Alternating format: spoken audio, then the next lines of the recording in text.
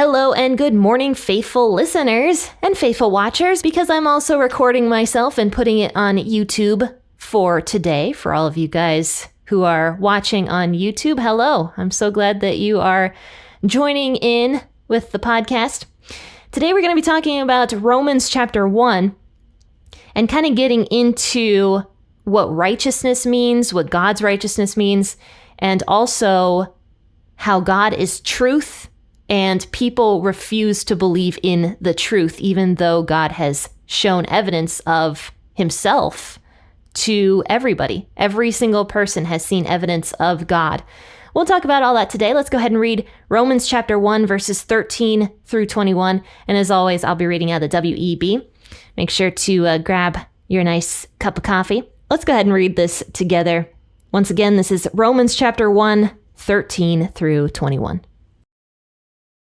Now I don't desire to have you unaware, brothers, that I often planned to come to you, and was hindered so far that I might have some fruit among you also, even as among the rest of the Gentiles.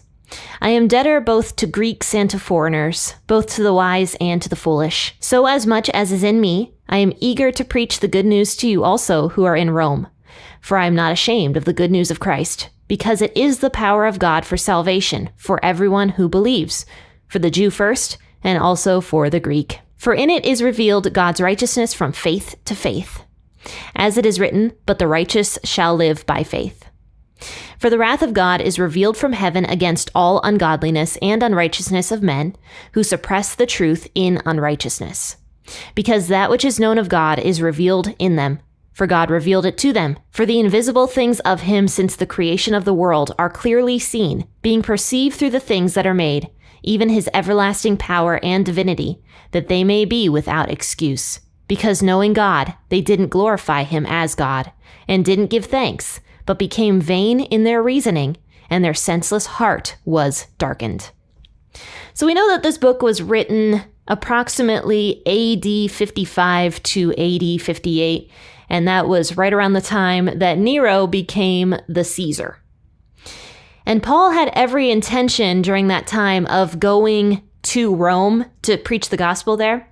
And he said so much because probably the people in Rome were wondering why Paul wasn't coming to them, because obviously Paul, being a very famous missionary in his day, people wanted to see him, wanted to hear what he had to say. So I can imagine the people in Rome, with Rome being like the biggest city pretty much back in those days, the hub of all activity, both political and cultural, they probably thought, like, why isn't Paul coming to us to preach the gospel? So he makes it very clear here in verses 13 through 15 that he really did want to go to Rome. Like, he had every intention of going to Rome, but was hindered, is what he says. So for some reason, he just was not able to go to Rome. He was not ignoring the Romans. He just, for some reason, was hindered to travel to Rome. He couldn't do it. So that's what he says here in verse 13. I don't desire to have you unaware, brothers, that I often planned to come to you and was hindered so far that I might have some fruit among you also, even as among the rest of the Gentiles. He says in verse 14, I am a debtor both to Greeks and foreigners, both to the wise and to the foolish. This is kind of a curious little verse, why he throws this in here. But the reason I personally think that he said this, he explains to the Romans that he wasn't avoiding them because they were Gentiles.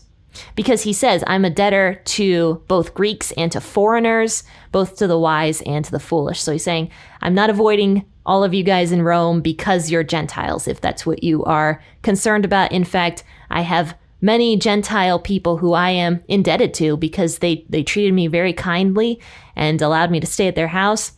So personally, that's why I think he throws that verse in there, because he's trying to quell the fear that he's avoiding the Roman church. Verse 15, so as much as is in me, I am eager to preach the good news to you also who are in Rome. For I am not ashamed of the good news of Christ, because it is the power of God for salvation for everyone who believes, for the Jew first and also for the Greek. So not only is Paul not avoiding the Roman church, but he also desires to go there to preach the good news there. And a lot of people would probably get very nervous going to a city like Rome and preaching the good news very publicly in a city like that. I mean, think about any of the big cities where you live. It would probably be pretty scary to go preach the gospel very publicly in that city.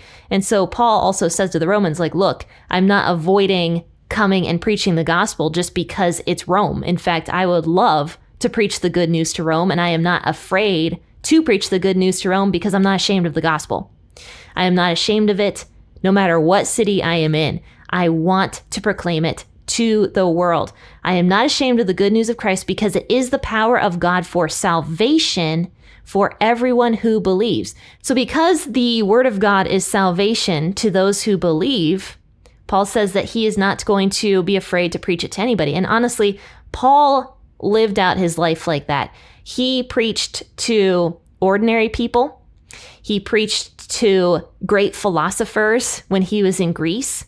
He preached to governors. He preached to Jewish people and to Jewish elders and even to the high priest at one point. And he preached to Nero later on at the very end of his life. So Paul was preaching to everybody, both poor and rich, small and great. He did not care. He was going to preach because it was the message of salvation. And that is what all of us Christians should be believing. So we shouldn't be afraid to spread the gospel, though I'm preaching to the choir. I get scared sometimes to spread the gospel, if I'm being honest, because it is scary. I mean, what are people going to think of you? And I'm sure Paul had those fears sometimes in his life. In fact, he said as much that he had those fears. He actually asked people to pray for him that he would be bold in spreading the gospel message to people. And thankfully, Paul was always bold. He was always willing to spread the gospel when push came to shove. He says, the gospel message is the power of God for salvation for everyone who believes, for the Jew first and also for the Greek. So I'd like to go into that a little bit, but we will be going more into that once we hit Romans chapter 11. So I'm not going to really, focus in hard on this topic today. But the gospel message was given to the Jews first. And I personally am not somebody who believes in the replacement theory, if you guys know what that means.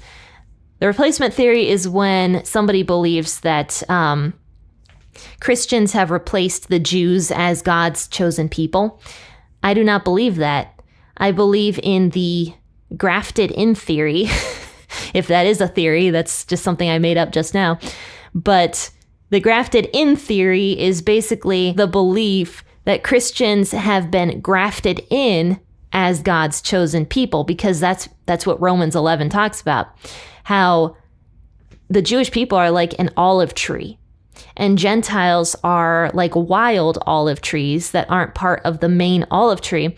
But God broke some branches off of the main olive tree and put branches on from the wild olive trees to make one great olive tree. In other words, his chosen people.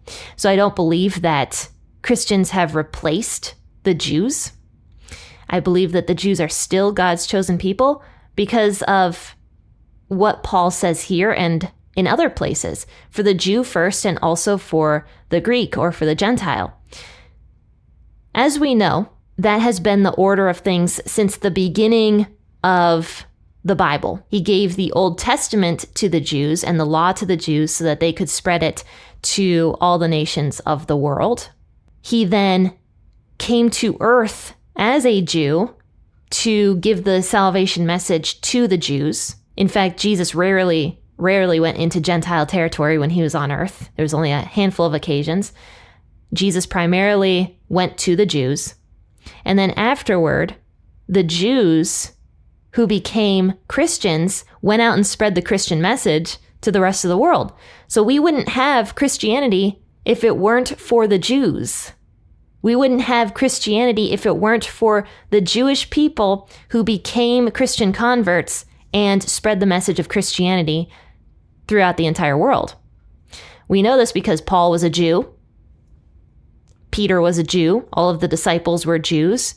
And even the church in Rome was started by Jews. And we know that because it says on the day of Pentecost that a bunch of Jewish people from Rome were in the city for that feast.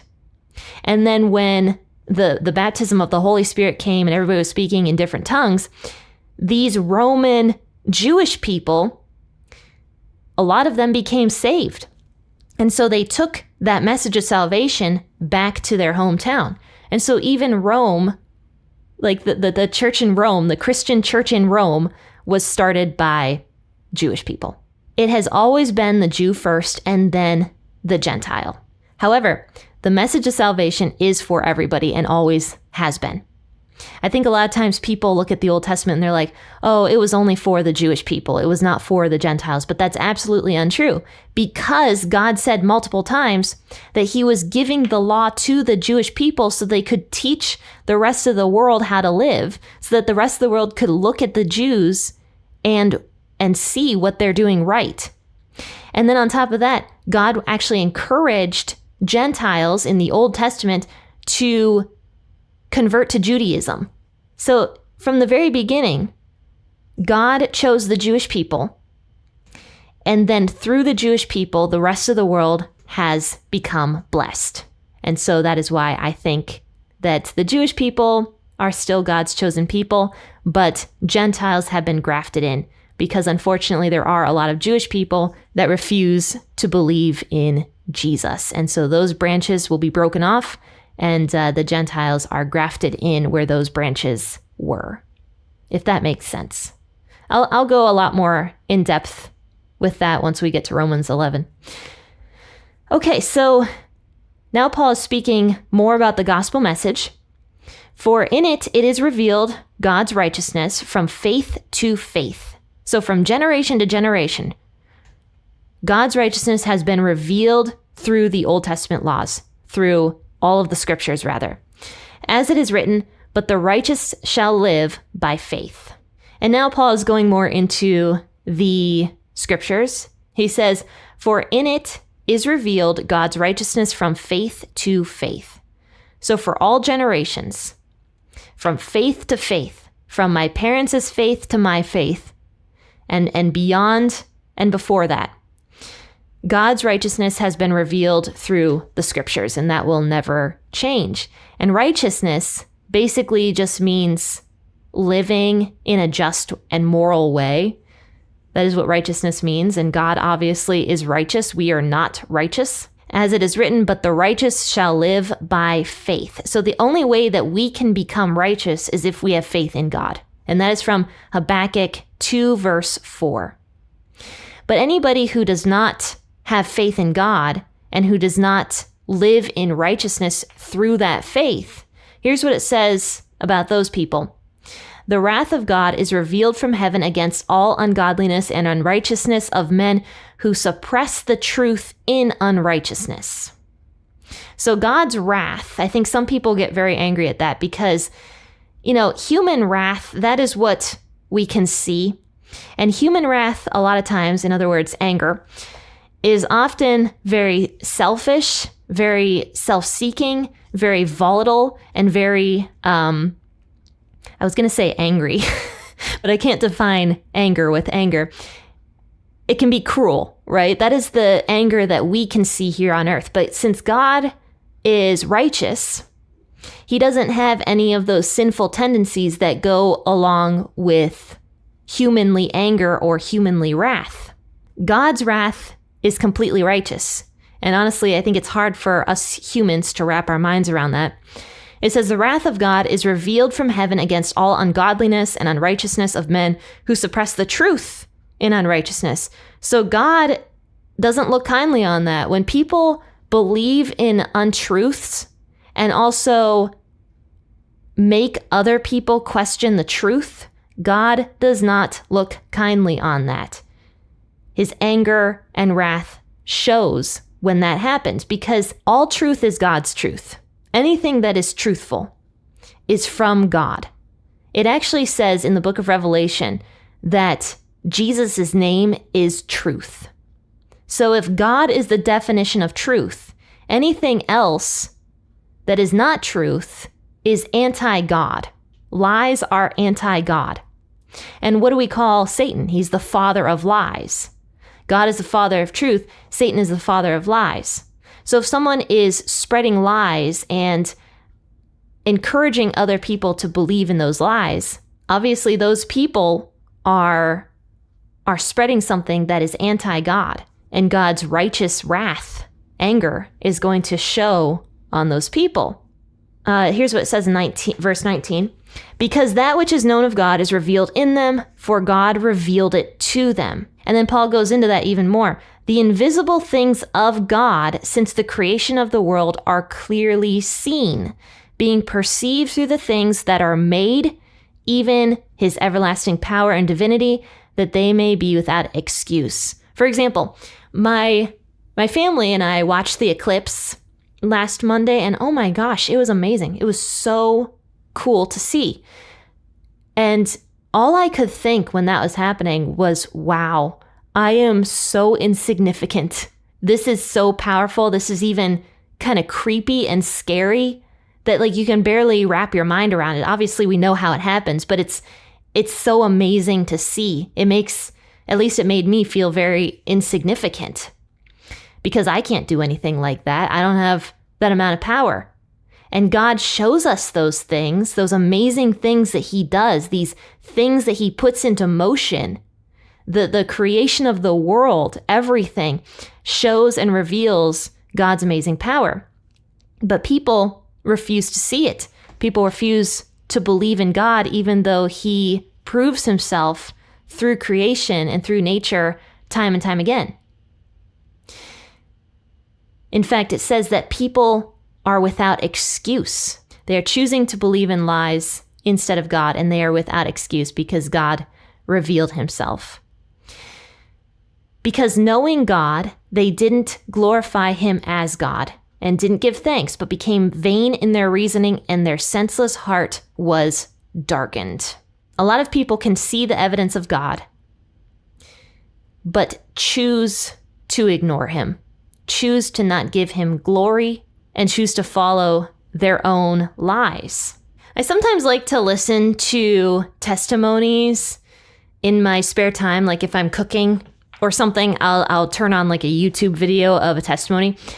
And what's really interesting about that is almost without fail, these people who refuse to acknowledge God at any point in their previous life, they hit rock bottom. And then suddenly they're crying out to God. And the reason I find that so interesting, and actually that same thing happened to my husband. He was an atheist for years before I knew him. And he also hit rock bottom and called out to God. And that just proves to me that those people who said they were atheists, who said they don't believe in God at all, were lying to themselves, because suddenly when they hit rock bottom, God is real to them. God is there. You know, like they believe suddenly that God is there because they have lost all hope in everything that they previously believed in. And it's almost without fail on every testimony that I hear is people didn't believe in God, refused to believe in God, and were living some other lifestyle. And then suddenly when they just couldn't handle that lifestyle anymore, they cry out to God. So yeah, people, whether or not they want to admit it, know that God exists, because otherwise they wouldn't call out to God when they are in those low moments. And that's basically what Paul is saying here. He says that everybody knows in their heart that God exists, but it's their choice to believe it or to not believe it. It's their choice to follow a path of lies that leads away from God, or it's their choice to follow the path of truth that leads to God. And later on, Paul is going to go more into what it looks like when people refuse to believe the truth, and just some of the dark paths that people find themselves on when they choose to believe in lies. And we'll talk about all of that on Thursday when we finish up Romans chapter 1. And I told you guys, I like to say I told you so. I told you guys that Romans was going to be a lot. I was like, if you think Leviticus was a lot, just wait till we get to the book of Romans. It's going to be so much. And there's so much content that Paul talks about in each verse, basically. I could probably talk about each individual verse in Romans for 20 minutes per verse, I feel like. But for sake of time, of course, I'm going to end today's podcast here. I hope you guys have been enjoying it. Please check out all the links listed in the description of this episode. And if you feel like you like this ministry, then check out Coffee and also share the podcast with somebody that you think it could help. Faithful listeners, I will see you all. Well, faithful listeners and faithful watchers for you guys on YouTube. I'll see all of you guys on Thursday for another episode out of Romans. Until then, happy listening and God bless.